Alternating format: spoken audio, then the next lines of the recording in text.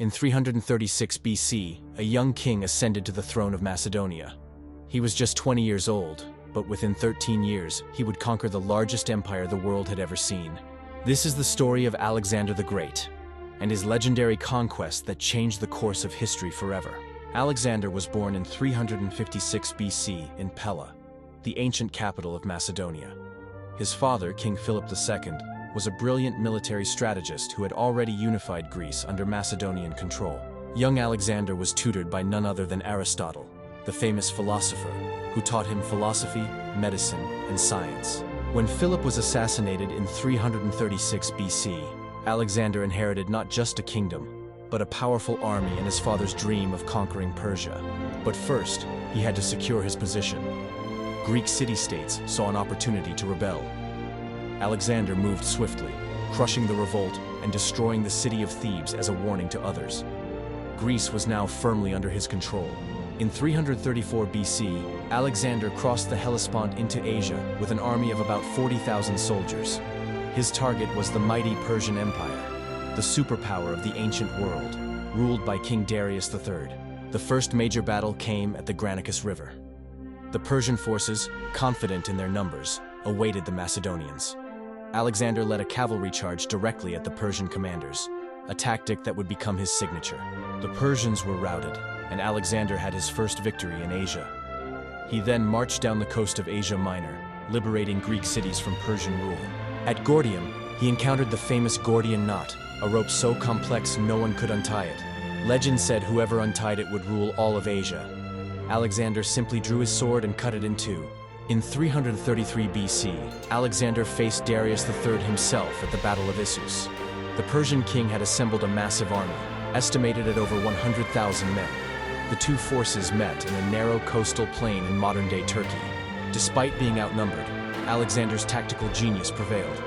He identified Darius's position and led a direct cavalry assault toward the Persian king. The charge was so ferocious that Darius fled the battlefield, abandoning his army, his treasure, and even his own family. Alexander captured Darius's mother, wife, and daughters, but treated them with respect. This act of chivalry spread throughout the ancient world, enhancing Alexander's reputation as a noble conqueror. After Issus, Alexander turned south toward Egypt, but first he had to deal with the fortress city of Tyre. This island city was considered impregnable, protected by massive walls and the sea itself. For 7 months, Alexander besieged Tyre. He ordered his engineers to build a causeway from the mainland to the island, an engineering feat that took months of labor. When the causeway was complete, his siege engines breached the walls, and Tyre fell. Alexander then entered Egypt, where he was welcomed as a liberator from Persian rule. The Egyptians crowned him pharaoh, and the oracle of Amun at Siwa declared him the son of Zeus. In Egypt, he founded Alexandria, which would become one of the greatest cities of the ancient world. In 331 BC, the decisive battle for the Persian Empire took place at Gaugamela, near modern-day Mosul in Iraq. Darius had assembled his largest army yet, including war elephants and scythe chariots designed to cut through infantry.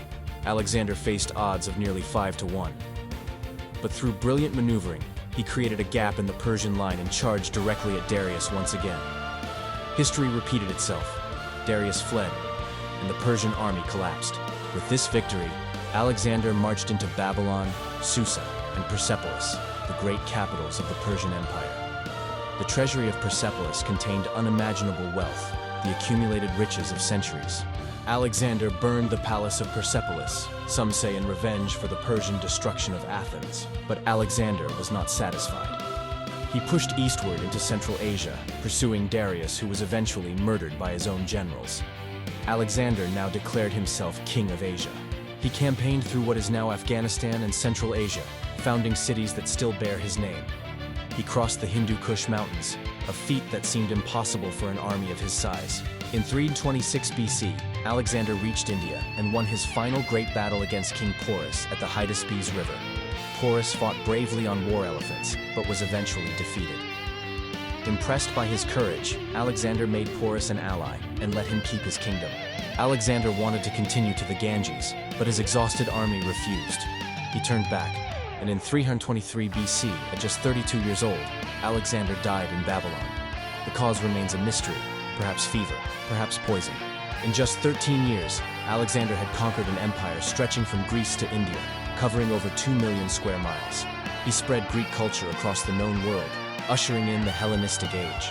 His military tactics are still studied today. He never lost a battle.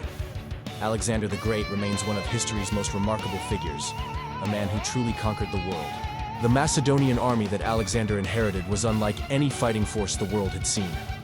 Philip II had transformed it into a professional army, equipped with the revolutionary sarissa, an 18-foot pike that gave them unprecedented reach in battle. Alexander's relationship with his horse Bucephalus became legendary. The horse was considered untamable until a young Alexander noticed it feared its own shadow. By turning Bucephalus toward the sun, he calmed the horse and earned both a companion and his father's respect. The Persian Empire that Alexander faced was the greatest power on earth. Stretching from Egypt to India, it commanded vast resources and millions of subjects. Yet it suffered from internal weaknesses that Alexander would exploit with ruthless efficiency. Alexander's strategy was revolutionary. Rather than siege warfare and slow attrition, he sought decisive battle. He would identify the enemy commander and strike directly at him, knowing that if the leader fell or fled, the army would collapse. As Alexander pushed deeper into Asia, he began adopting Persian customs. He wore Persian dress, employed Persian officials, and encouraged his men to marry local women. This policy of cultural fusion angered some of his Macedonian companions, but it helped stabilize his vast conquests. The cities Alexander founded became centers of Greek learning and culture. Alexandria in Egypt housed the famous library, the greatest repository of knowledge in the ancient world. Greek became the common language of trade and scholarship from the Mediterranean to the Hindu Kush. Alexander's death sparked a power struggle among his generals, known as the Wars of the Diadochi. His empire fractured into competing kingdoms, Egypt, Syria, Macedonia, and others, each ruled by one of his former commanders. These Hellenistic kingdoms would dominate the ancient world until the rise of Rome. Throughout history, military commanders have studied Alexander's campaigns.